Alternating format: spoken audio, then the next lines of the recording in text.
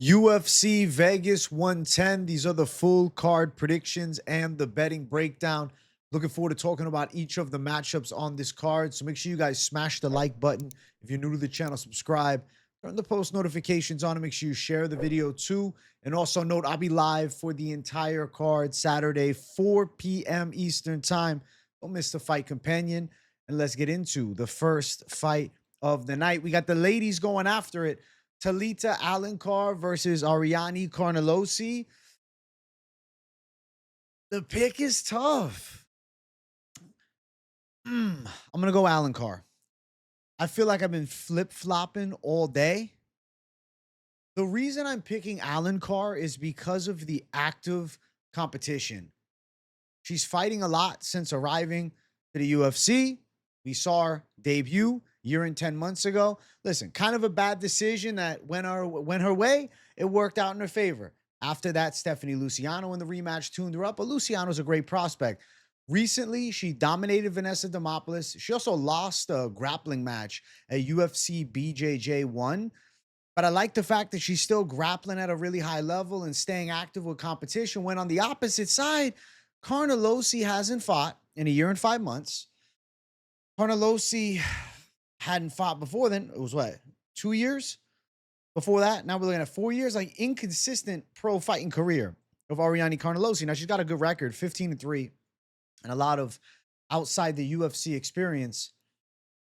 My problem with Carnelossi is that she has pretty bad takedown defense. Really bad takedown defense. Carnelossi's striking is really just aggressive pressure and kind of wild shots. It's not like Carnelossi has like great technical setups for like a jab into a nice right hand and then ripping combos, right? Ripping to the body, coming with, tie clinch knees or, exiting with the stiff jab, circling out, chopping at the legs, throwing shots over the top. It's not really that. It's more so just pressure and punches, flurrying shots, trying to make you uncomfortable, trying to back you up and hurt you. And that type of style, the bullying style that she has, it can work, and it has worked against girls that aren't as refined at jiu-jitsu as Talita Alencar.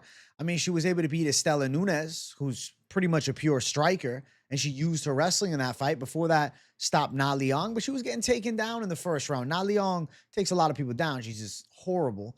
Lupi Godinez absolutely dominated her on the ground. And then Pierre Rodriguez was on her way to a TKO, front kicked her in the face, dropped her, got on top, headbutts her. So realistically, you're looking at Carnelossi, a layoff with a win, but it was a DQ in a fight she was losing, versus I got Alencar 6 months ago, looking way better than before and absolutely dominating Vanessa Demopoulos. Now, is it the past their prime Vanessa Demopoulos? Yes.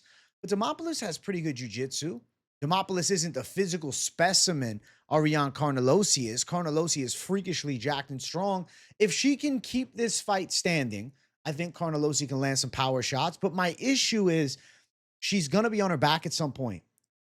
I don't know how I feel about her get-up game against somebody with high-level grappling and good pins from the top position and a submission threat and an active competitor in good shape.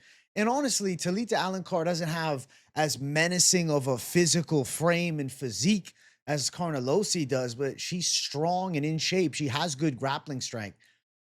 I think Talita Alencar probably wins. I initially was leaning towards Carnelossi, but I think I fell in love with the odds because I'm looking at plus 205, but I really had to sit down and say, but do I want to go bet money on Carnelossi? No. An inactive competitor with a mixed bag of results versus the Talita Alencar, who on the opposite side, do you really want to go chase a minus 240 Alencar? No. I'm looking at it from a true prediction standpoint. I know for a fact Alencar is better at wrestling and she's better at jiu-jitsu. Striking, Carnelossi, is she better? She's more aggressive and wild, but could Alencar not land some shots? Could Carnelossi's striking put her out of position and get her taken down? Alencar has a good single leg into the clinch, into the trip against the cage. Carnelossi's physically strong, but that hasn't stopped other girls for dragging her to the floor and dominating. I just don't like inactive competitors. I'm going to Talita Alencar to handle business here. Now, of course, ladies fight last week. There was a long layoff, and Mizuki comes through and takes out Jacqueline Amarim. It happens, but like with Carnelossi, I just don't think she's gotten better since the debut. Over 2.5, minus 275. It probably goes over 2.5. I think Alencar probably wins the wrestling battle, hits 3 or 4 takedowns in the fight, does enough to get the decision win. We're not in Abu Dhabi, all right? When we're in Abu Dhabi, they don't score takedowns. You better just be doing damage. Alencar can work from top, garner some control time, shoot for a submission or two. I think Carnelossi puts a tricky effort, especially on the feet, with her aggressiveness and her physical strength, especially early in the fight, can keep her striking. And if she's able to knock Alencar out in the first round, but like she doesn't really knock people out in the first round at a high level, I think Carnelossi is going to be pushed into a grappling fight, and I think she's going to be on her back and controlled. So I'm going to go with Alencar to get the win the first fight. I like the active competitor. I like the high-level jiu-jitsu. I see her winning this thing. Next fight, we got Phil Rowe versus Seok Ko. I love me some Phil Rowe. He was the Savage Dog Lock earlier this year, and if you're in the community, you know about the reaction from the clip on the Fight Companion. He came back. He got a sick win against Angelosa. It was great, but like I'm not going to chase an underdog Phil Rowe in a matchup against Seok Ko, who also was an underdog in his past 2 fights and has won. He has that combat sambo and judo background that I just like in a matchup against Phil Rowe, alongside of Ko having legit striking. The Korean Tyson, the South Koreans have been fumbling, guys. South Koreans been catching L's on L's on L's. We saw it with Park last week. We saw it with the other Park the week before. I think Seok Ko can get things right with the South Korean fighters. Southpaw with a good pressure-based style, because you might be looking at it saying, well, Phil Rowe with that 80.5-inch reach. Understand me. Yes, Phil Rowe has long limbs. Not the best guy managing distance. Not that he's bad. He can work a jab from the outside, but a lot of his fights, they eventually clash in close. And I think that Seok Ko's pressure-based style, he's going to be able to walk Phil Rowe down. And on the return of shots, too, from Phil Rowe, I don't feel confident that he has enough punching power to knock a Seok Ko out. I think that Ko could knock Phil Rowe out. I think Ko could hurt Rowe with punches. I think that could slightly diminish the offensive output of Rowe, and then he can mix in the grappling. And I think Ko can dominate in the grappling as well. I really feel like he can win this fight wherever it takes place, assuming we're not talking about just long distance strikes. As long as he is the person pushing forward and he keeps Phil Rowe on the back foot, especially in the small cage, I like the chances of him closing the gap, landing big shots in range, mixing in takedowns against the cage. I feel like Seok Ko can go out there and pull this one off. I can see him winning the decision over Phil Rowe. I think he can get on top and land some shots, but choking Phil Rowe out has been hard to do. He competes in jiu-jitsu. Not a high-level winner in jiu-jitsu, but, you know, he rolls with Gordon Ryan and shit. He has a while ago now. One thing I will say, because of Phil Rowe's competitive grappling experience against Angelosa, I found myself very frustrated watching, seeing how his attempts were submissions rather than get-ups. I don't like that Phil Rowe is so confident and comfortable to play guard.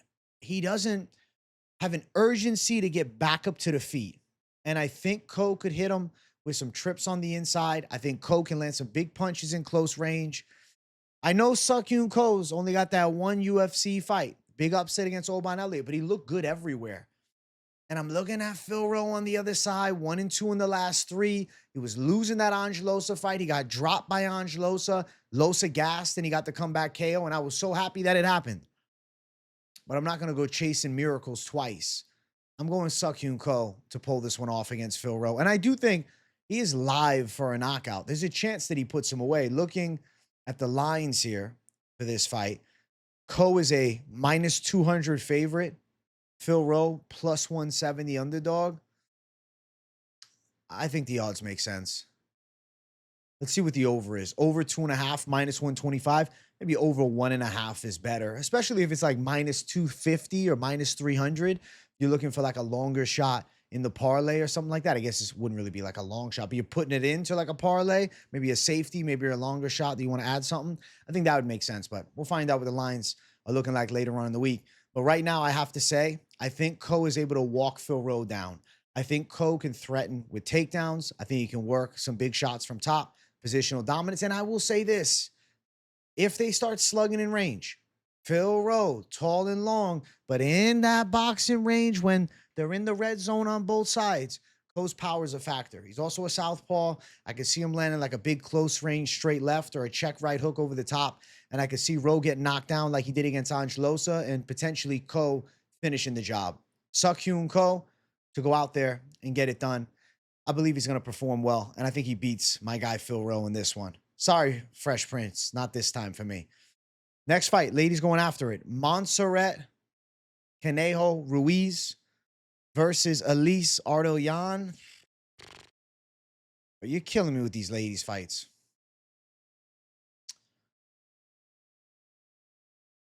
I'm going to go Elise Ardelean. But Montserrat Conejo does have good wrestling. Like a 7-time Mexico national champ. She likes that headlock throw. It's a move that works mostly just in lower level women's MMA. Let's keep it real. When you get at a higher level, you don't see it as often, especially nowadays. You don't see it as often. I feel like back, a few years ago, you were seeing more headlocks. I think now these girls are starting to figure out how to stop it. Elise Ardelean's been fighting for a long time. 10-7 as a pro. Also got 2 exhibition matches that she's won. So she's got nearly 20 pro fights, if you include the exhibitions. I feel like Elise Ardelean's striking is better. I think her takedown defense is there. Montserrat Conejo is kind of just a wild slugger. She'll close the gap and look to throw big punches, but there's just not a lot of precision. And then like her game is to smother her own shots and look for the headlock. She wants to tie up. She wants to drag her opponents to the ground. Does Ardelean just get bullied? Now, you're looking at the odds and thinking the same thing as me. Like, who would I rather bet on? Do I want to lay minus 420? Like, what are you going to do? Want to throw $420 on fucking Elise Ardelean to make $100? No. But you could do, 25 on fucking Ruiz and almost make the same back. You get where I'm going with it? So the way that I look at it is just betting side, odds chasing. I get it that you might be jumping on the Ruiz side, but note that she hasn't looked good in the UFC. Now, you could also mention this, and I will. The opposition rate for Montserrat Conejo has been tough. Eduardo Mora, who missed weight 2 years ago, though. We're still getting layoffs. I don't like layoffs. 2 years ago, got finished there. 2 months ago, Amarim destroyed her in the fight before. And then Amanda Lemos knocked her out 4 years ago. That was a nice KO. That really is when Lemos burst on the scene. Then her only UFC win is against Cheyenne Vlismas nearly 5 years ago. And she was hitting those headlocks in that fight. It's not like she looked great in that fight either, though. Montserrat Conejo Ruiz, one of the most intimidating women on the roster with the fucking neck tat and just an intense glare. She's a badass chick, but let me tell you, Elise Ardelean, she's a seasoned vet. Her striking is better. Her ground game is solid. She's not a bum on the mat. She has her game pretty much checked out in all areas. Like, I feel like she checks boxes overall. She can wrestle. She can box. She's got good cardio. I feel like Elise Ardelean wins. And let's really keep it a buck. I thought she could have beat Shauna Bannon. It went the other side, but like she could have got that decision. Melissa Martinez lost to a good striker. Fight after that, tuned up Rayani Dos Santos. Rayani Amanda gave her, a good level jump beating, landed over 100 strikes in that fight. I think Elise Ardelean's good to go in this one. And I see her beating Montserrat Conejo, but minus 400 is like outrageous to me. She opened up as a 5-1 favorite. Those odds are just stupid. Stupid. It's a ladies' fight. You can hit a shiesty headlock in a ladies' fight. Montserrat might be throwing those headlocks in, and maybe Ardelean can't stop it. 7-time national Mexican wrestling champ. I mean, at plus 300, I get the mentality of people that want to back that side. I think it goes over minus 275. But understand, you're betting on lower level women's MMA, and we're kind of looking at coin flip fights with odds that aren't coin flips. So, like, if the mentality is dog hunting, I get it. I see you going plus 300 here. I even would say, oh, I get it why you want to go Carnelossi. Maybe you just want to go underdog women's fights. Let's go for the dogs each time. You could argue this: Montserrat, Conejo, Ruiz. I got a fucking hair that keeps popping in my face, driving me nuts. We're in the small cage. She could hit that clinch throw, that little, headlock drag down. Elise Ardelean, I feel like she's been doing this long enough to have the awareness for those type of techniques that, I don't know. I don't see her getting thrown. Maybe she does once, but I think she can work up to her feet. I think she can outstrike Conejo Ruiz. And I wouldn't be shocked if Ardelean ends up in top position at some point. So I'm going to go with Elise Ardelean to get a W in this fight right here. Let's keep running. Next fight on the card, Ketlen Vieira versus Norma Dumont. This makes more sense to me. I'm going with Norma Dumont by decision. Norma Dumont, sharper striker, better boxing, faster. Ketlen Vieira, more with that Brazilian Thai power style. Has decent body kicks and does have, some solid looping shots in range. And her Thai clinch knees are nice. Her ground skills are pretty good too. She's good everywhere. Ketlen Vieira is a physical force. But when I look at Norma Dumont, I feel like looking at a girl that's like really knocking on the door for a title fight. I see her boxing up Ketlen Vieira. I think her lateral movement's pretty on point. I have a hard time envisioning Ketlen Vieira having a lot of success wrestling Norma Dumont. Dumont's got good jiu-jitsu. Norma Dumont's been working with the Shoot They Box team a lot. That's a green flag. I think she's in a relationship with Marco Tullio from that team. I think that she can land better shots on the feet. I think Ketlen Vieira is a little slower footed too, not just with the strikes. Then if they're tying up, I think that grappling could cancel out. I could see maybe Dumont pressuring against the cage and winning the battle of the clinch. Not overconfident that she's taken Ketlen Vieira down and beating her up. I don't think that's high likelihood. She might hit a couple trips. You see a couple takedowns, but I think it's going to be some striking between the two. I want to say it's like speed versus power, but a bit of a stretch because Ketlen Vieira isn't the biggest puncher. She throws big shots, but she doesn't have pristine KO power. And I think that Norma Dumont's going to be the sharper puncher, the sharper striker overall. And I think she's going to be hard to track down and catch with big shots. I think Norma Dumont's going to take it on the judges' scorecard. She's on a nice win streak right now. She's won 5 straight. And you have to respect a win streak like that in a women's division that, normally this is going to equal a title fight. She goes out and wins here against Ketlen Vieira. Obviously, the Amanda Nunes, Kayla Harrison fight, there are some potential roadblocks in the way from her path to world title shot. But that many wins in a row, I feel like after this one, she's undeniable. Last fight, it was a while ago, it was a year and 1 month ago, but she beat up Irene Aldana, busted Aldana up that Noche card. Beat Germaine de Randamie, who at one point was, the UFC women's featherweight champ, even though she ducked Cyborg. Had Chelsea Chandler sprinting away from her. There's been good moments. Beat Corral Hosa, gave Danielle Wolf that L and, kind of exposed the boxer. Ketlen Vieira on the other side. The Macy Chiasson win was also at 145 last time. And win over Chiasson hasn't aged well, seeing, Yana Santos take 2 out of 3 rounds against her last time and Chiasson missing weight for that fight because she can't make 135. But yeah, I think Norma Dumont should pull it off in this one. Competitive ladies fight, I think Dumont takes 2 out of the 3 rounds. Minus 160 for Dumont, plus 140 for Vieira. I see Dumont's boxing skills being better. She's got a good boxing background too. Minus 350 for the over 2.5 rounds. I'm anticipating these ladies fights is probably going long. Some long ladies fights. They might switch up the bout order, but we might have a long start to this card. I'm going to say at minus 160, Norma Dumont.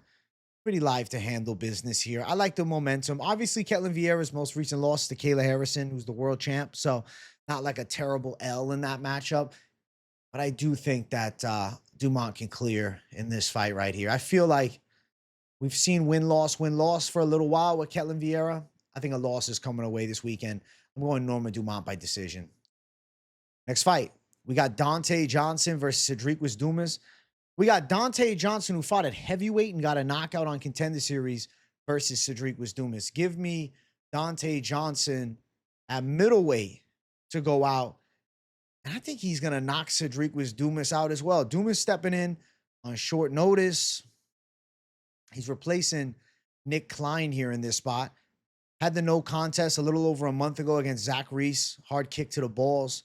And it was game, set, match. When I look at this fight, I think to myself, Donte Johnson, he really has a chance to put a showcase out there. He's got big power in both hands, heavy overhand shots, and he's a freakish athlete with strong wrestling. I think he could outmuscle Cedric Dumas, and I think he can get on top and beat him up. But Donte Johnson likes to strike. He's an explosive puncher that likes to sit in the pocket and throw. I feel like Cedric Dumas has that habit of dipping a little bit, awkwardly dipping low and like kind of giving chances for shots to get through. I think he's going to be at a disadvantage of power by a pretty substantial margin here. I feel like Donte Johnson's just better right now. He's only got 6 pro fights, so he's lacking in experience. But I think he makes up for it with, big punching power, amateur background as well. Hasn't been pro for a long time. He's been pro over a year. And he's already in the UFC. And he's fighting a guy that's been on the roster for a little while. But I think Cedric Dumas is going to get clipped. I think Johnson could definitely wrestle him. I think Johnson could showcase the ground skills here. Mix in takedowns, get on top, beat Cedric Dumas up a bit, and maybe even submit him. But his style, his power, he's a little cinder block, man. 5'8", 5'9". Weighed 209 for a heavyweight fight. He'll be at 85. This is the right weight class for him. I think his power is legit. I mean, to knock out, even though Darian Abi's not that good, to knock out a big, tall, 6'6" heavyweight like that in the first round, and now they match you up with a Cedric Dumas who, he's got a lot of outside the cage issues. I always wonder where the head is at. I don't like the mentality side of things for him. And I don't see him just kickboxing Johnson up. I definitely don't see him out grappling Johnson. I think Donte Johnson is going to get a finish. I'm going Donte Johnson KO. I think knockout makes the most sense, but he could also threaten with a submission against Cedric Dumas. I could see him choking him out, getting on top, beating him up, Dumas giving the back, and then rear naked strangles there for him. So definitely Johnson inside the distance makes a lot of sense to me. I think this fight is one-way traffic all the way through and through. I don't think we're going to see Dumas from the outside kickboxing him up. I think Johnson's going to close that gap and land some big shots over the top. And I think Dumas is going to fall. Minus 350 for Donte Johnson at open. It was minus 300. Odds have gotten a little wider. Plus 285 for Dumas. No surprise to see Cedric Dumas sitting at underdog status. And I'm looking over 1.5 plus 135. You're expecting this fight to end early. I do think it's live to end in the first. I think it's live to end in the first 2 rounds. I think Johnson's going to start fast. I think he's going to land some big shots on Dumas. We're in a small cage, which I like for Johnson. Dumas is not going to have a lot of room to move, and I think Johnson's going to put it on him from the start of this fight, and it's going to be game, set, match within 10 minutes. So Donte Johnson, I'm predicting KO, flatlines Dumas and makes a statement in a UFC debut. He's definitely one to watch. I'm excited to see what he can do at 185. I'm looking forward to seeing him Friday on the scale, seeing how he looks. I'm expecting him to be pretty shredded up for this fight. And I think that with the power he showed at heavyweight, at middleweight, against a Cedric Dumas, he can paint a masterpiece in this one, and I think that he does. Next fight on the card, Timmy Cuamba versus Chang Ho Lee. Holy shit. Finally, Chang Ho Lee is going to take an L. I'm going Timmy Cuamba. Listen, I think Chang Ho Lee is mid. Thought he was mid going into that Cortavius Romeo's fight, and I was wrong. Listen, I was wrong. But let me tell you, Timmy Cuamba is a good prospect. A damn good prospect.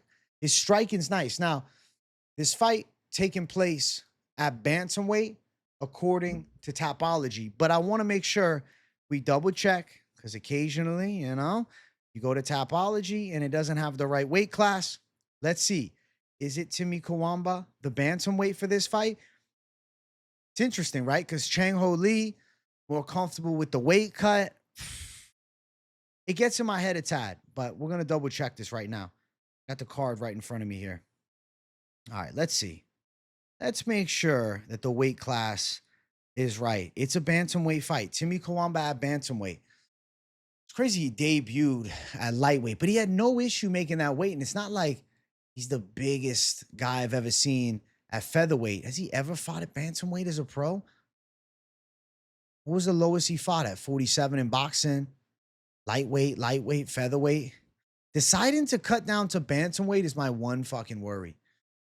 If it was the opposite side, right, he's going up in weight, I would say Chang Ho Lee getting chinned feels better. I'm going to pick Timmy Cuamba because I think his stand-up is pretty nice, and I can see him stopping Chang Ho Lee's wrestling onslaught and hitting him with some big shots. But I will say I want to see how this Cuamba weight cut looks come Friday.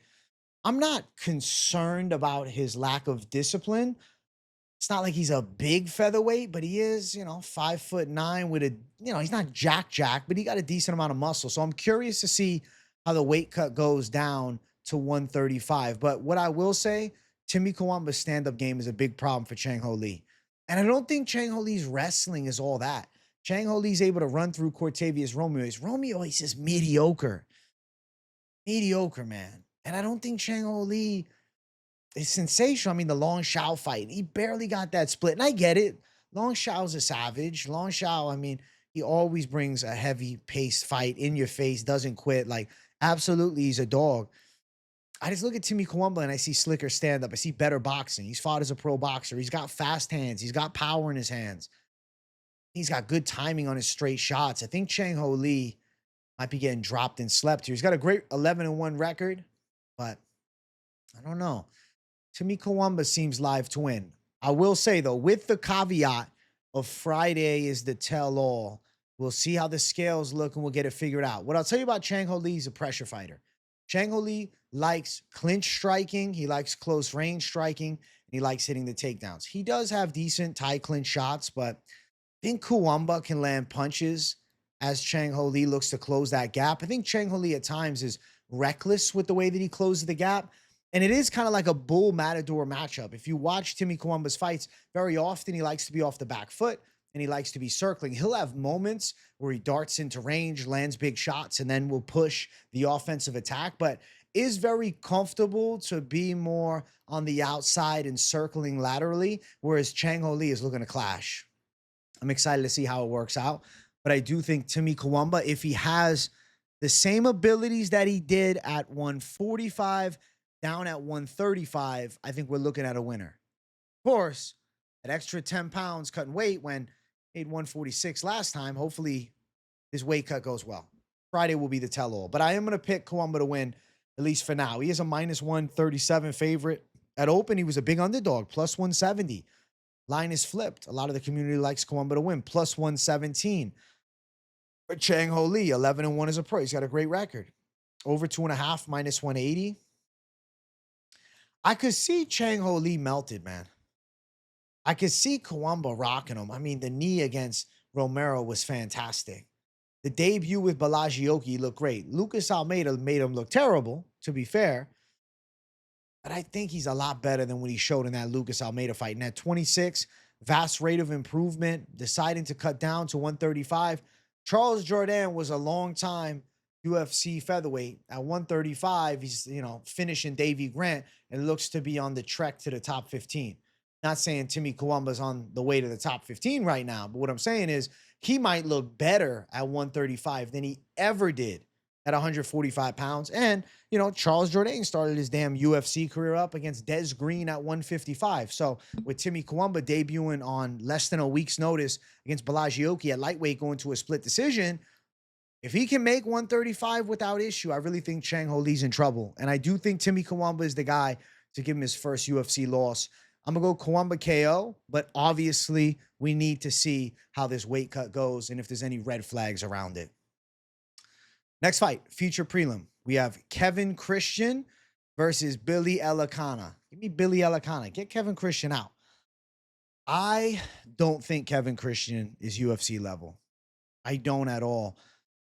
He fought against Francesco Mazzeo, who on last season's Contender Series was like the one hope for Italy. And Kevin Christian won the fight with a submission. But what I'll say is the negatives around the fight. Nice to see him hit a triangle armbar. Great technique from bottom. His striking, though, it's good from the outside. He's 6'7". He's freakishly tall.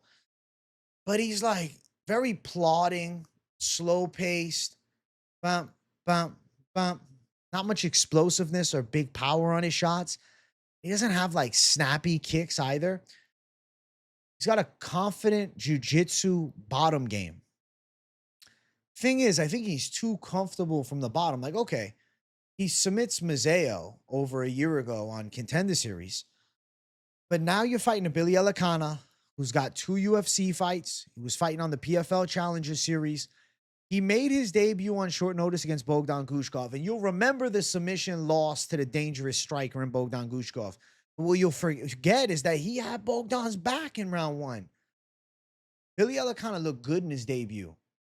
And then he made it look easy, just piecing up Ibo Aslan in a freaking snooze fest and a half. Terrible fight, which is why, you know, the UFC is not jumping on the Billy Elekana hype train just yet. But what I'll tell you, he's a good prospect. Good prospect.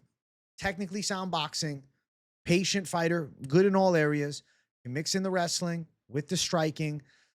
I think he's got more power than Kevin Christian, and I think that his UFC experience is a positive element here.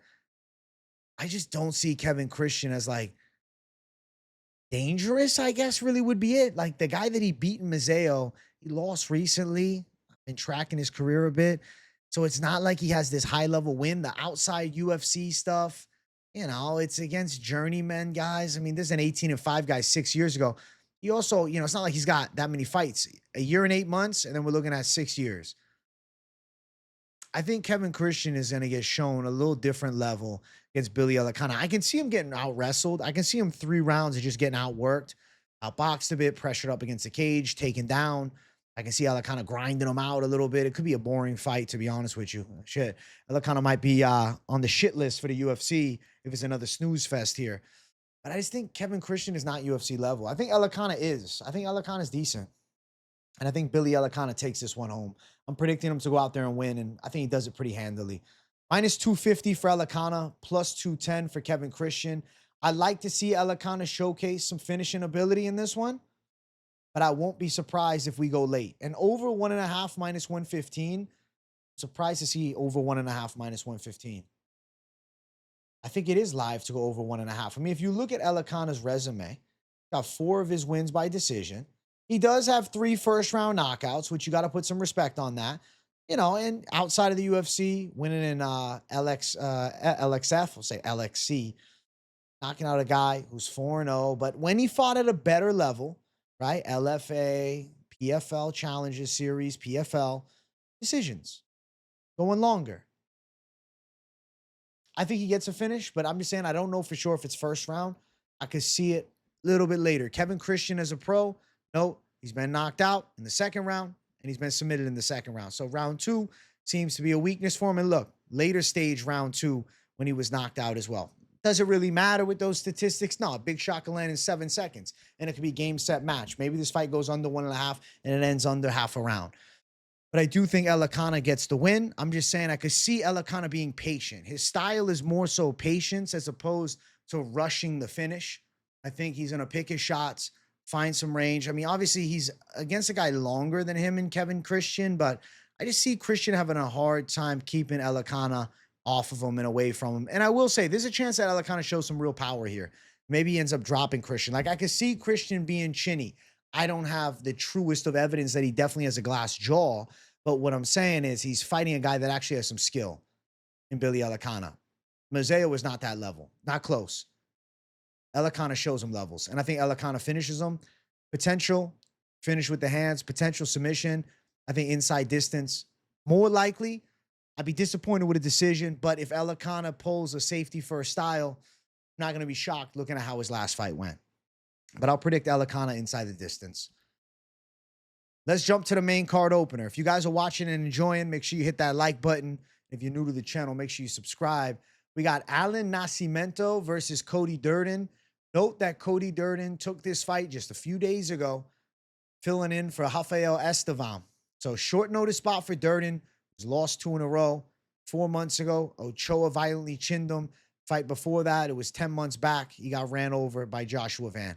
I'm going with Nascimento. Nascimento is one of the dark horses in the UFC flyweight division. If you look at what he's been able to do, I mean, the Filio fight, to be fair, he was losing a lot of that. Filio made mistakes And that's why Nascimento was able to then find success with the reversals and getting into top position and then pulling off a decision win. And of course, if you guys know, Filio was somebody got bit by a spider. He wasn't himself, whatever. Maybe. A win against Filio is impressive. A win against Filio means a lot. And then you look at the fight before that. Easy sub against Carlos Hernandez, but it's 2 years, 9 months ago. Layoff, don't like it. 3 years, 5 months ago. Dominates Jake Hadley. But when Jake Hadley had hype and was undefeated. Tagiro Lembekov, close split decision 4 years ago. Alan Nascimento came into the UFC looking like a guy that could make waves in the flyweight division. Delays on his career has slowed down what could be a successful run. I don't know how far he's going to make it up the ranks. But what I'll tell you is his jiu-jitsu is legit. His jiu-jitsu is high level. His submission game is very high level. And you might look at the Filio fights. Oh, but Filio was outworking him in the grappling. How good in the grappling is it really? Okay. But if you looked at Filio's last fight, you watched it, you said, okay, how does Filio match up right now against Cody Durden? I think he finishes him. I think he subs him. And you look at Cody Durden, I think he's on a downward slope, taking a lot of damage in recent fights. I mean, even the Matt Schnell fight, granted, he ran through Matt Schnell. But, like, does that mean a lot to me, a Matt Schnell win now? And I like Cody Durden. Listen, he's been on the show before. I chatted up with him during the lunchtime show. Bruno Silva knocked him out. He was looking good early in that fight, but then violently chinned. Fight before that, Ulanbekov subs him. I think that Nascimento beats a Cody Durden. I think he out-grapples him. I think Nascimento gets him down. And even if Nascimento doesn't necessarily take him down, I think he can take his back against the cage. Durden's probably going to look to throw some power strikes. I don't see Nascimento melt into punches. I think early in the fight, Durden can defend the takedown. Won't surprise me to see Nascimento on his back, looking to play some bottom game jiu-jitsu, but I don't think that we see Nascimento pinned on his back for, 3 rounds and Durden grinding out a win. I think eventually Nascimento finds an advantageous position on the ground, capitalizes, and then finds a way to win by submission. His jiu-jitsu is very good.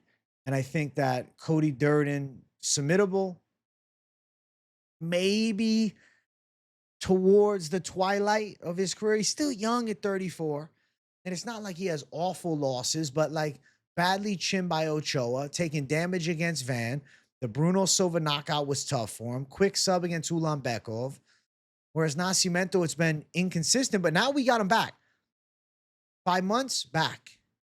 I like to see an active Nascimento. And I'll also put this out there. I think a Nascimento that's competing consistently. Imagine how much better he looks. I mean, there's a prime example of somebody that had a long layoff, came back and, took a loss, obviously, to Themba Gorimbo, Ramiz Brahimaj, but look at how good he's done now. Look at Brahimaj now on fire with active competition. When you see a guy start fighting more consistent, the blade is sharper. Nascimento coming back 5 months since his last fight is a real green flag to me. And I think he's going to go out there, and I think he's going to be able to handle the Cody Durden test. And I think he's going to be able to submit Cody Durden in this fight. Odds for it, let's see. Do we have it up here? I think we might just have what we see on Tapology. I don't think we have the full slew. Well, Tapology lines as of right now have Nascimento minus 125 as the favorite to Cody Durden at plus 100. I think Nascimento should be a 2-1 favorite. I think Nascimento should be a bigger favorite than this. I don't expect this line to stay minus 125. I don't think it should stay minus 125. I think Nascimento should be a minus 200 or more favorite. I don't know about minus 300, but minus 200 to minus 250 range for Nascimento with the level of jiu-jitsu that he has. So if you're thinking about betting down Nascimento, I would rather jump on it earlier in the week than, waiting to weigh-ins because I think he'll be okay. Obviously, missed weight last fight. Think he'll be okay, but then I say that, but he hadn't competed in a while, The active competition, I think he'll pull it off. I think that we're going to see Nascimento pull it off. And you also have to look like, I feel like with Nascimento, he's had some issues. Shoot the box guys be withdrawn from too many fights. I think Alan Nascimento pulls this one out. I think he takes out the short notice replacement. I'm going to predict Nascimento by sub. It's a slight favorite. I think he handles. Next fight on the card. Charles Radtke versus Daniel Frunza. I'm going Daniel Frunza. I know some of you guys might be losing your shit hearing that. You know, I like Chuck Buffalo, but I really think that this is a good matchup for Frunza. Charles Radtke is very aggressive, power shots in your face, taking risk, looking to land big shots and knock you out. Daniel Frunza is the type of guy that gets dropped. Past 2 fights, we've seen him dropped. He got stopped by Reese McKee, but it was a doctor stoppage. Understand, I picked Reese McKee. He was a dog in that fight. Understand this. If that fight keeps going, I am not convinced that Reese McKee was not slowing down and that Frunza wasn't going to be able to start coming on strong in round number 2.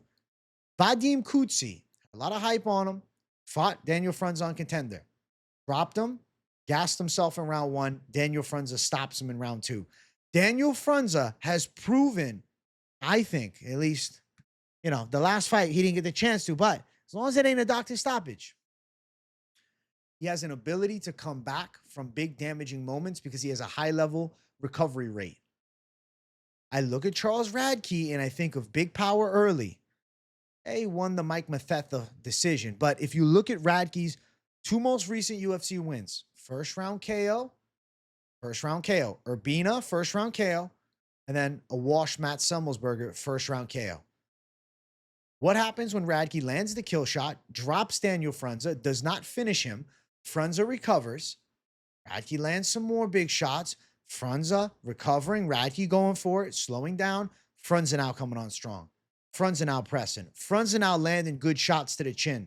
I think Daniel Frunza is going to pull off a knockout over Charles Radtke. I think it's going to be a comeback KO. Don't be surprised if Frunza gets dropped in this fight and comes back to win. I think Charles Radtke's getting slept again. Got knocked out bad last time against Mike Malott with the perfect left hook. Fight before that, obviously ran through Semmelsberger. Fight before that, got ran over by Carlos Prates. With Radtke, as of late, has been either one-way traffic or the contrary. I think Daniel Frunza is going to be able to deal with the storm and then come back to get a finish. I'm going with Frunza to pull off the comeback KO. I like his striking. He's a sharp kickboxer. Of course, the first round, you can get to him, but I think he can survive big punches. And what I'll tell you is I like that Frunza now has the height advantage here. His last fight, he was fighting the Skeletor, freakishly tall, Reese McKee. A little bit taller than Charles Radtke. I don't know if Frunza is definitely 6'1", but I know that he's taller than Charles Radtke. Radtke throwing big punches, landing a couple. Maybe drops Frunza. Frunza up to his feet. Radtke going for it, trying to chase him down and throw bombs. Frunza then settling, recovering, starting to find shots. I think it could be a second round KO. I mean, it could be late first round KO. I think that Daniel Frunza is going to have a knockout win in a comeback against Charles Radtke here. And I like the chances of his stand-up game showing itself. He's precise with his punches and he's a power puncher. He's not power puncher necessarily in the typical manner where they blitz at you and knock you out. It's more the power is there consistently because it's the freakish recovery keeps coming, keeps coming, keeps coming. And if you look at his resume, 8 wins by KO. 8 wins by knockout. Reese McKee, doctor stoppage. He has been submitted before. He has been submitted. He got submitted in 2021. That's a long time ago. Chuck Buffalo inside the UFC has been missed a knockout. Outside of the UFC, he had a KO. Well, excuse me, he had a submission against Raheem Forrest back in 2023. We haven't seen him get a sub at this level. Decision against Blood Diamond, and then obviously the Urbina and the Semmelsberger KOs. I think Daniel Frunza can pull this one off. I think Chuck Buffalo, very live to win the first round. Then I think Frunza live to come back and stop him. I'm going to go with Daniel Frunza for the upset win. He's a plus 138 dog at open.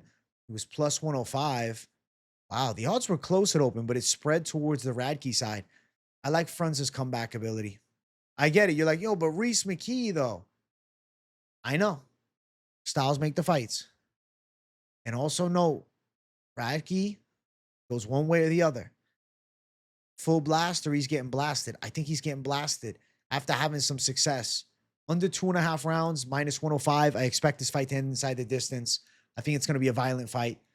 And I think it's a violent fight that Daniel Frunza wins. I'm actually really hyped for this matchup. Of all the fights on the card, I think this is really live to be like a crazy fight of the night. Frunza getting dropped round 1. Hit with a big right hand from Chuck Buffalo. Seems like he's on his way out as Radtke's trying to rain down big punches. Frunza able to hold, grab, create space, recover. back up to his feet. Radtke's chasing him, trying to throw bombs, backing him up. Frunza survives, hit again. He gets hurt. He's a little wobbled. He recovers. He gathers himself, shoots a takedown, fails. Radtke defends. Radtke throwing some big shots to the body. They stand up against the cage. Now Radtke takes a breath. He's like, all right, this fucking guy's not going down. He's still swinging for it. Now Frunza is starting to recover, get his legs back, coming back with straights. Lands a right hand of his own. Finds a nice jab up high. Charles Radtke breathing. Boom, boom, boom. You see where I'm going with it? I could see that type of fight playing out. And then Frunza puts him down with volume. So I'm going Daniel Frunza, comeback knockout. And I'm going with the underdog in this fight. Next fight on the card. Isaac Dulgarian versus Yadir Del Valle. Isaac Dulgarian should not have a pro loss. I'm going with Isaac Dulgarian to get the win. Let me tell you, I was prepared to pick Del Valle. I liked the Matthews fight. I'm on Contender. I was like, okay. Dug back a little more. I'm like, okay. What's he doing? Jumping Gilly against Alamov. Obviously, the win against Michael Aswell impressed me. But what I saw is he likes to jump that Gilly and get a little silly. Isaac Dulgarian is not a guy you want to jump Gilly against because when he gets on top, this man is a cinder block from top position. I think that Isaac Dulgarian can out-wrestle Yadir Del Valle. I think he can out-grapple Del Valle in this fight. I think Del Valle is a dog. He's a savage. Like, rips punches in range, but it's not like he has crazy power.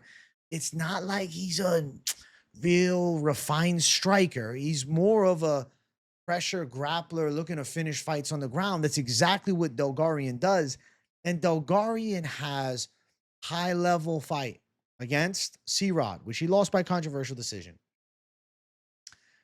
Then ran through Brandon Marodi. Fight before that, ran through Francis Marshall, which I think is pretty impressive. Let me tell you this. He got a lot of experience from the C-Rod fight. And he still, at worst, should have drawed with C-Rod. Del Valle ran through Connor Matthews, but Connor Matthews is not a high-level guy. And then, okay, Monteiro. Guy had some hype, nice 17-4 record. Good win. Alamov, round number 3, on top. Why? Because Del Valle is pulling guard, jumping Gillies. Pulls it off against Aswell, grapples him. Aswell's a nasty boxer. 2 years and 3 months ago, also, for a guy that's like 25 years old, I imagine he's way better now, especially a grappling defense. But it's impressive that he was 4-0, beating a 7-0 guy. I think Del Valle is good. It's just I think Isaac Dulgarian, though he doesn't have more professional MMA experience, more UFC fights, and also the Factory X Muay Thai gym behind him. Look at what Yusuf Zalal has been able to do. And he's getting rounds in with him consistently. I really feel as though Isaac Dulgarian has real dangerous submission threats with high-quality wrestling. And he's physically very strong. Something about Dulgarian is he likes to ride fucking dirt bikes, doing motocross and shit. Something, if you don't know about motocross, there's a lot of grip strength that goes into that. If you've ever rolled with a guy that does jiu-jitsu and motocross, I'll tell you, you're going to meet guys with the weirdest grip strength doing that. I'm telling you right now, Isaac Dulgarian can outmuscle Yadir Del Valle in the grappling positions. And I see why Dulgarian has such freakish top control and strength. If he is not gassing out in this fight, I think he's winning. I think he can win a decision. I think he's going to get tested a bit. I think he's going to show improvements. I think Isaac Dulgarian's taking home potentially a unanimous decision, but there's a possibility that he submits Yadir Del Valle. Yes, Del Valle is known for his ground skills, but at, the level of we've seen, okay, decent. Isaac Dulgarian still had dominant moments against C-Rod. And C-Rod's a very good grappler. It's not like Christian Rodriguez is some mediocre grappler who's just really good at striking with some UFC experience. Bro, he's literally the prospect killer. And the prospect killer got gifted that one. Okay, it probably should have been a draw at best. At best for C-Rod. I think Isaac Dulgarian takes home a win and gets some momentum going for himself now. I see the UFC experience, though it's not a lot. It's still 3 times more. I think Dulgarian on the ground, better wrestler, more dangerous submission threat, better pins from top position. Striking wise, competitive. I see both slugging, kind of wild in range. Gas tank. We've seen Del Valle go long more often. We've seen Dulgarian running through people more impressively. Take with that side as you wish. I think that the Dulgarian side is better, and I think he's more prepared for this spot. And I like the chances of him out wrestling Del Valle. And I think Del Valle is going to make some mistakes. I think when he has a guy now that really can wrestle, like Dulgarian, you're going to see the flaws. You're going to see him jump Gilly, and he's going to get fucking smashed from top position. He's going to be getting smothered. At the very least, smothered, maybe smashed. I think you're going to start to be like, oh, shit, that's the red flag in him. But he's got the advantage in wrestling, grappling. Okay, he can do his thing. But he doesn't against Dulgarian. So he's got to just kickbox with him. He's going to knock him out. Okay, he can maybe catch him with an overhand right. Maybe. I don't think so. I think Isaac Dulgarian shows levels on the ground. And I'm going with Dulgarian to win. Big favorite at minus 265. Del Valle at plus 225 dog. At open, minus 240. Line is spread a bit. What's strange about that is this. 62% of 987 people are picking Del Valle to get the win on Tapology. And it's interesting, though. Betting lines are now wider for the side of Isaac Dulgarian. I think that Dulgarian clears in this one. I feel pretty good about it, man. Over is plus 135. It could go over 2.5. I think Dulgarian is positionally dominant. I think he's live to win by submission. I think Del Valle is going to make some mistakes. I don't want to say amateuristic mistakes because he's a good 9-0 pro and he's a nice prospect, but he's going to make some mistakes in this spot that he can't afford to make with a guy that is this good from top position. I'm going Isaac Dulgarian to pull it off. Win. I spent a good amount of time on this fight because I initially, at first glance, I'm like, could Del Valle outdog him late? And digging deeper, I'm like, no, I believe in Dulgarian's game. Listen, I've believed in Dulgarian every fight. I thought he won the C-Rod fight. Obviously, he didn't get the decision, but I thought he won it. Obviously, ran through Marodi. And I think we're going to see Dulgarian get another win and get his third UFC victory against Yair Del Valle. I'm excited for this one. And I'm really curious to see if Del Valle does pull the guard after jumping Gilly. Like, I'm thinking it's going to happen. I like Dulgarian's chances to work from top, pin him, control him, potentially sub him. Give me Dulgarian to win. Next fight on the card, Jeremiah Wells versus Temba Gorimbo. I'm going Jeremiah Wells. I'm going Jeremiah Wells, man. Temba Gorimbo is not that good. I don't care. You can't lose to Vicente Luque in 2024 or 25. You can't. Vicente Luque dropped Temba Gorimbo and then jumped Darce choke, and it was wraps in 50 seconds. Temba Gorimbo is like a damn UFC industry plant. The Rock buying him a fucking apartment or something. He didn't buy him. He probably paid a year's rent for him. But whatever. You get where I'm going with it. Buying him a house, whatever it was. Jeremiah Wells hasn't fought in a while. He's had some fight cancellations. He's pulled out of fights. It's unfortunate. And I get it. He's 39.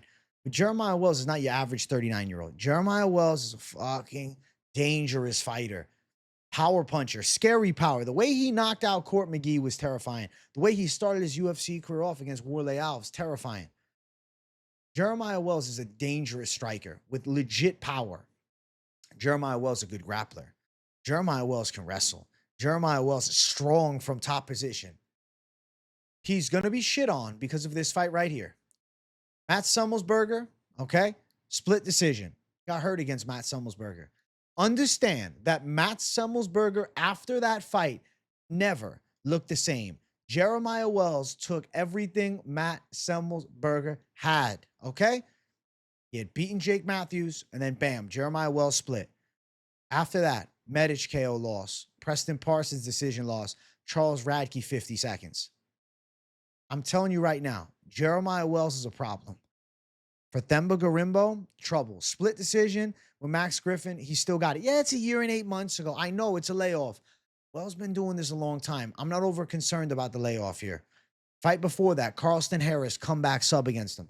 but he's out grappling Harris. He's controlling position. He's the better wrestler than Themba Gorimbo too. And he's the bigger puncher than Themba Gorimbo. I think Themba Gorimbo's live to be looking up at the lights. I think he's live to get strangled, or we could see 3 hard rounds of work. But I could see Gorimbo's chin getting cracked in this one. I think Jeremiah Wells is live to finish this fight. It could be a club and sub. I'm curious to see how the wrestling matches up. I think that Themba Gorimbo is going to have a little, hype on his side because of this Brahimaj win. But understand, that was a Brahimaj coming off a long layoff. That was not the same Brahimaj that we see now. I think Themba Gorimbo was heavily overrated heading into the Vicente Luque fight. And you know what? We had faith in him. I picked him. I was wrong. I take it on the chin. It is what it is. I'm not going to make this same mistake twice. Jeremiah Wells is good. Jeremiah Wells can match Gorimbo on the ground. I think he's better at grappling. He's physically stronger, and he's the bigger puncher. All areas that I like. The only element of his game that I don't love is that he's 39.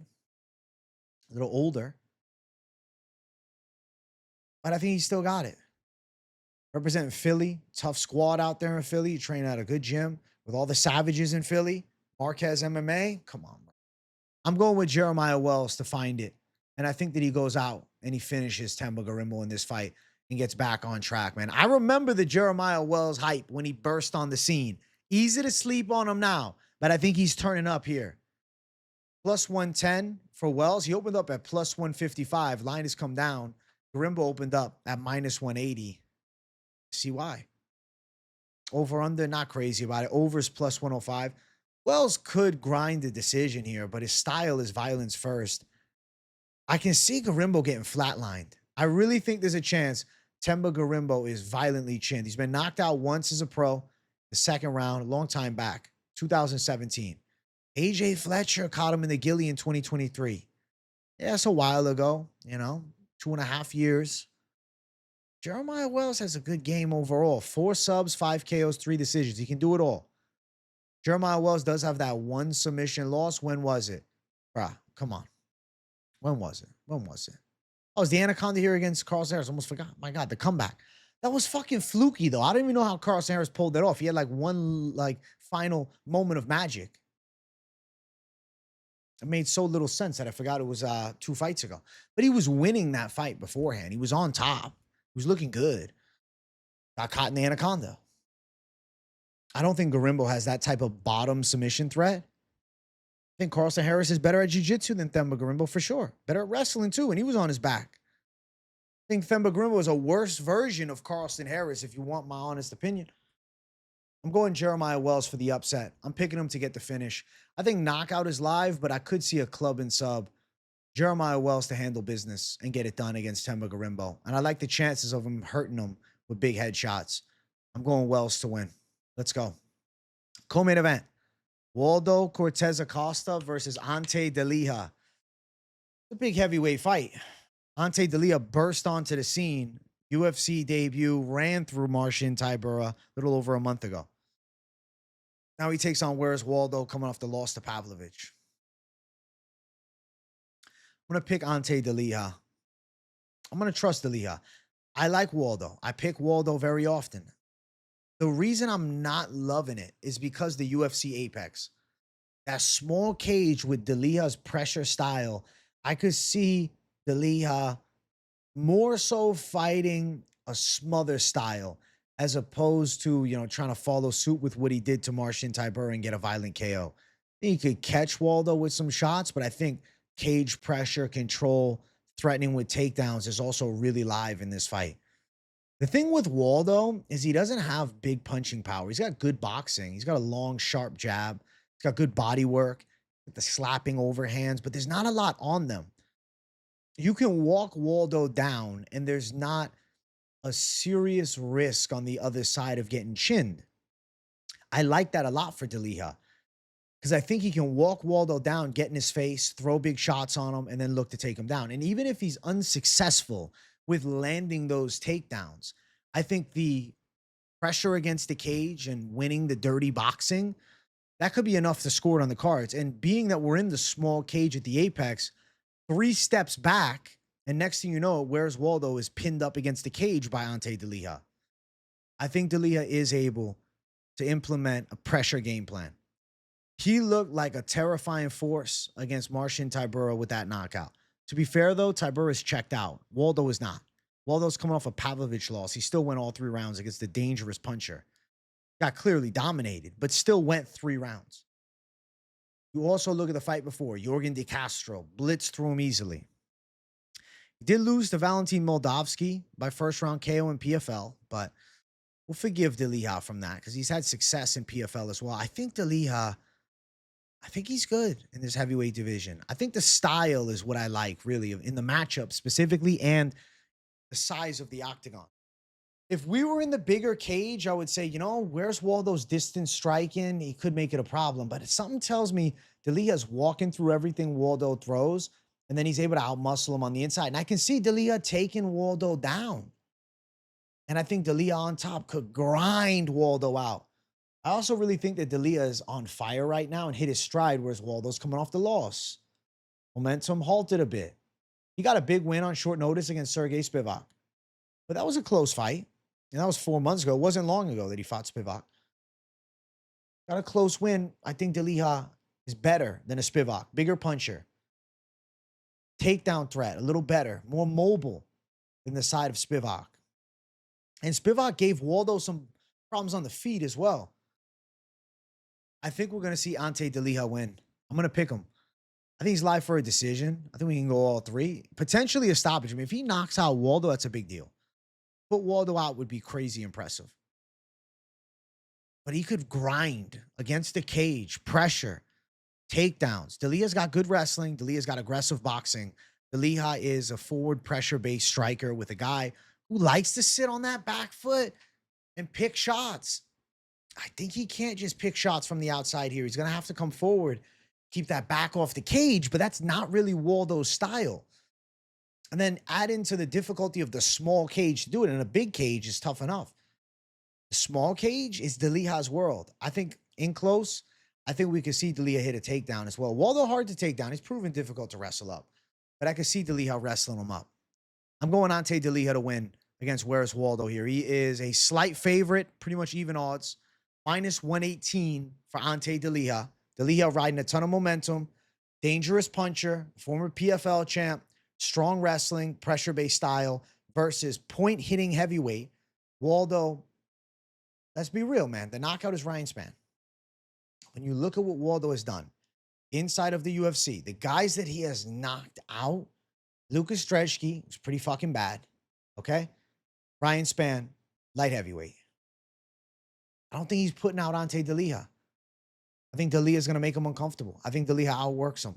Slight favorite status for Delija here. Let's see what the over is. Is it over 2.5 or over 1.5? Over 2.5 plus 115. I don't think it's crazy it goes long. Waldo is commonly in fights that go distance. Though Delija has, as of late, some violent finishes, you dig through his career, like there's been decision. Maurice Green decision. Kind of looks bad thinking of it, you know, but a while ago. He likes to finish. Don't get it twisted. Even in PFL, he was finishing people. He's going to look to push a pace. He's going to look to get Waldo out of there. But Waldo has been, you know, proven to be a tricky out for everybody that he's fought inside of the UFC. And even if, you know, it's a Waldo losing side, which I anticipate it's going to be, you could still have a couple striking moments. Defend the takedown, just kind of get pinned up against the cage, and we get into a little bit of a slop fest. I know that Tom Aspinall said he'd vacate the belt as opposed to fighting Delija. If Delija pulls out a win and runs through Waldo, obviously we got to see the Ciryl Gane rematch. But Delija is like 1 fight away from a title fight. If he goes out and beats Waldo, especially if he finishes Waldo, a Sergey Pavlovich fight or a Alexander Volkov fight is right in front of him then for a number 1 contender, a true number 1 contender matchup. Ante Delija next year could be fighting for the belt if he gets through Waldo. And I'm predicting that he gets through Waldo. Going Delija for the W. Let's go. Main event. Make sure you guys hit that like button if you haven't. If you're new to the channel, subscribe. We got Steve Garcia versus David Onama.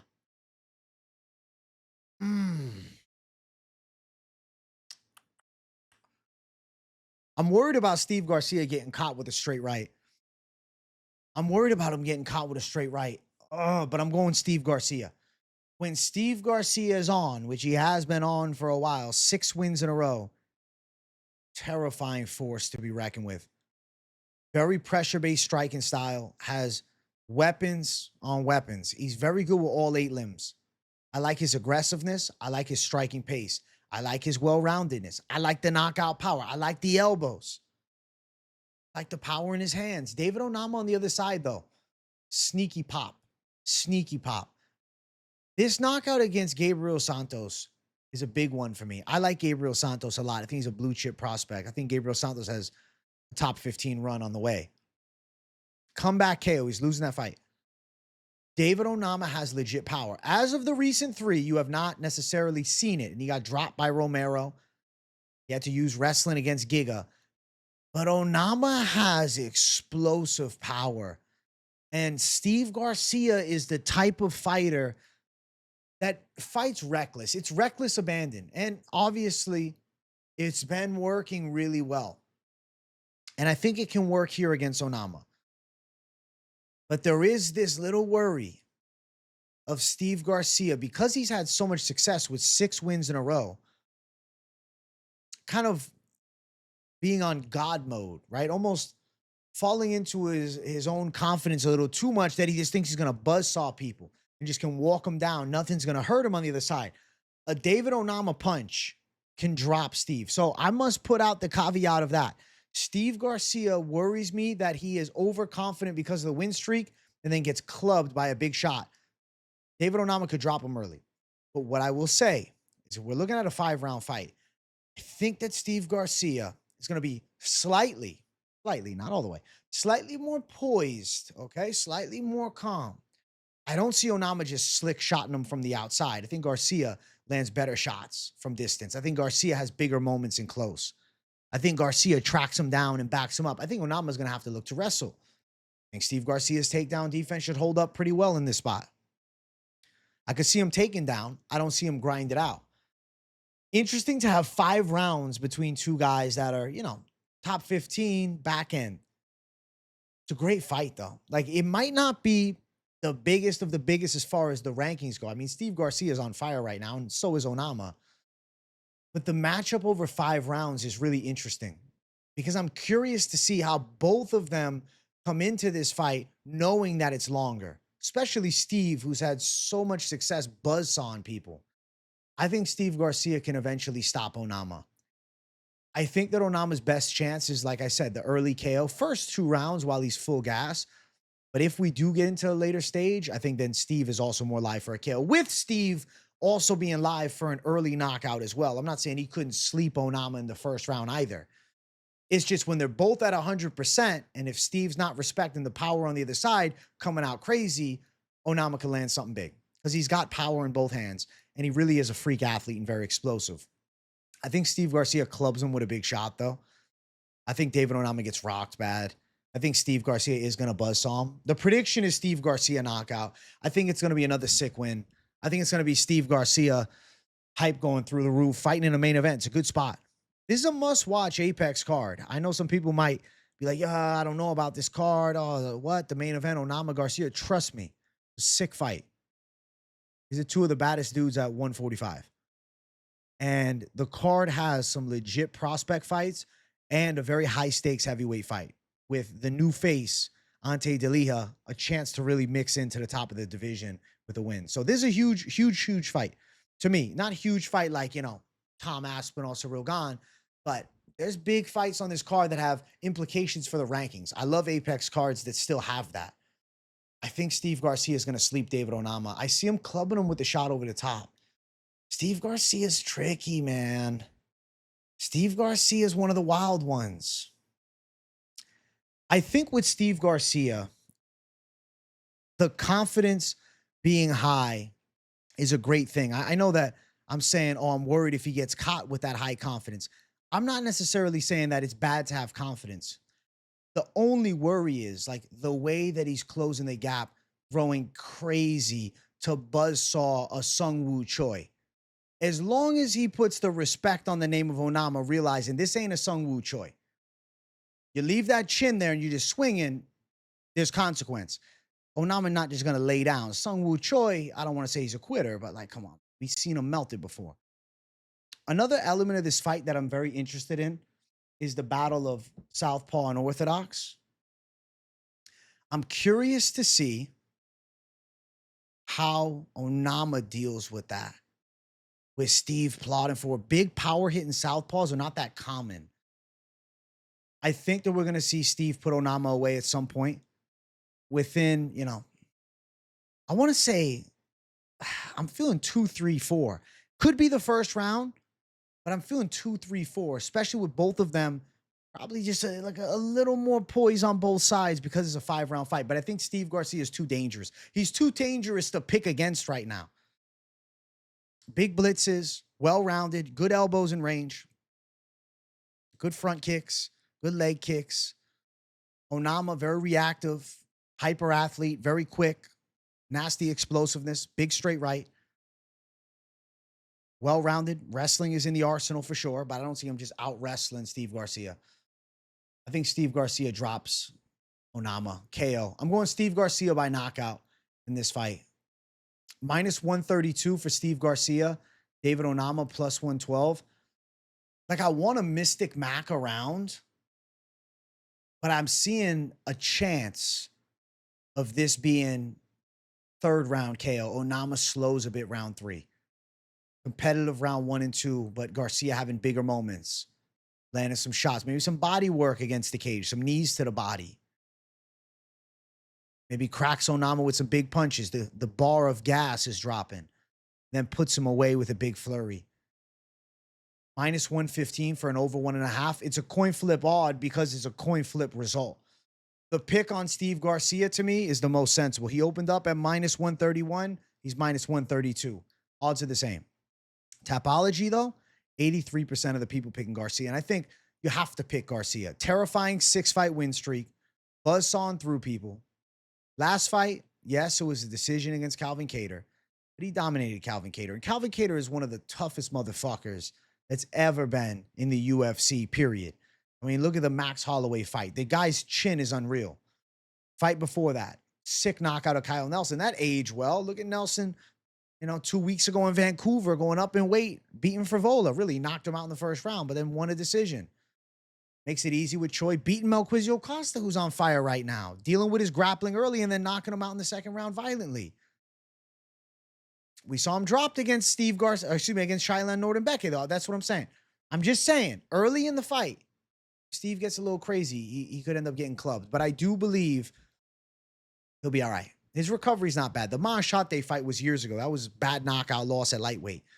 I'm going Steve Garcia by KO. I think still crazy, still aggressive, still looking for the kill.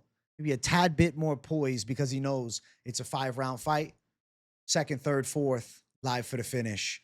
I'm feeling Steve Garcia put some big shots together and knocks David Onama out in a sick fight.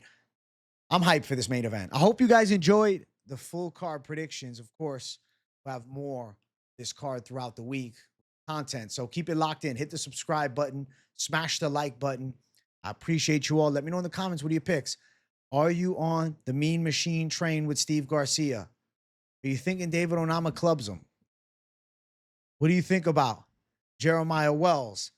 Dog pick. What do you think about Daniel Frunza? I think some of you guys are surprised, but I'm excited for it to showcase itself this Saturday.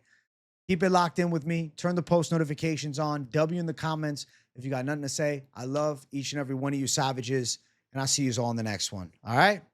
Peace out.